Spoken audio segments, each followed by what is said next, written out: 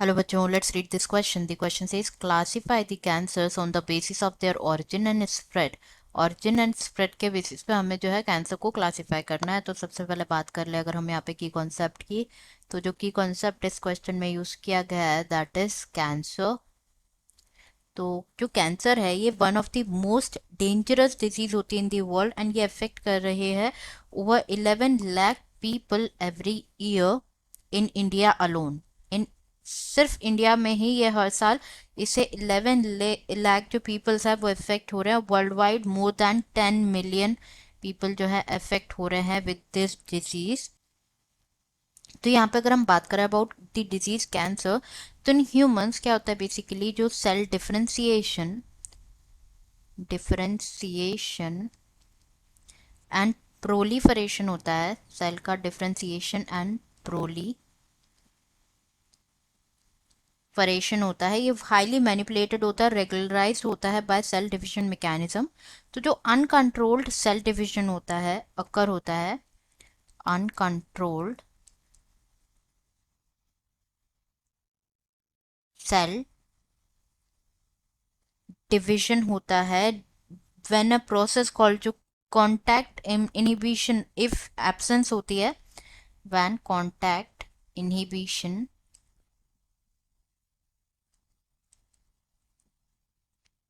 Fails तो uncontrolled cell division होता है। एंड जो अनकंट्रोल्ड सेल डिवीजन होता है it result in to the disease जिसे कहा जाता है कैंसर।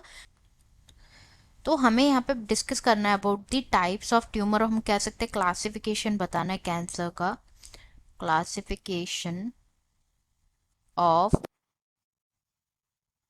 कैंसर। तो क्लासिफिकेशन ऑफ कैंसर सबसे पहले अगर हम डिस्कस करें, थ्री टाइप्स का होता है on the basis of spreading.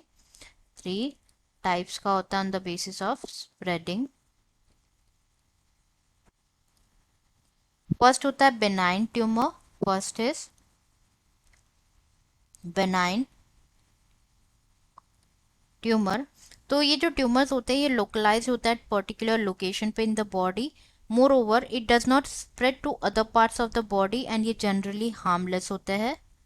ये जनरली हार्मलेस होता है। हाउएवर व्हेन जो बेनाइन ट्यूमर होता है अकर होता है इन एरियाज जैसे कि ब्रेन हो गए, ब्रेन में ये फैटल भी हो सकता है, it turns into fatal and treatment open जो है इन्वॉल्व करता है सर्जरी।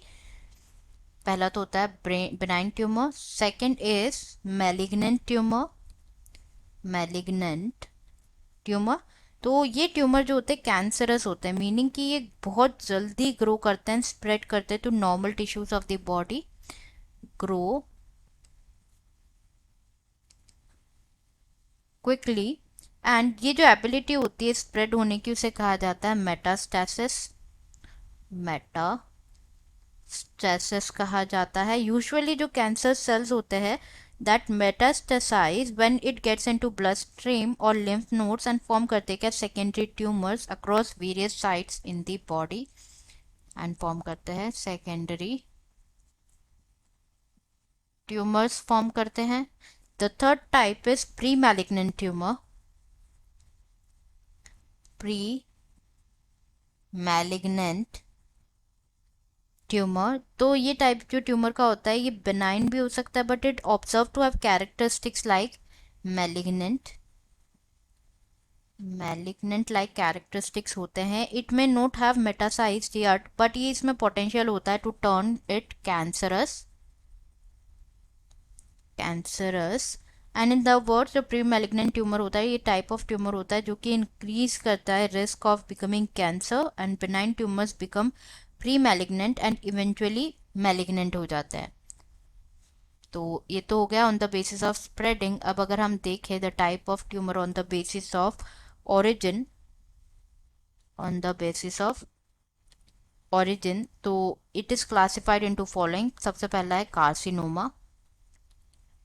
कार्सिनोमा तो जो मोस्ट कॉमन फॉर्म होता है कैंसर का ये ओरिजिनेट होता है from epithelial cells. Epithelial cells से ओरिजिन होता है। Second is sarcoma.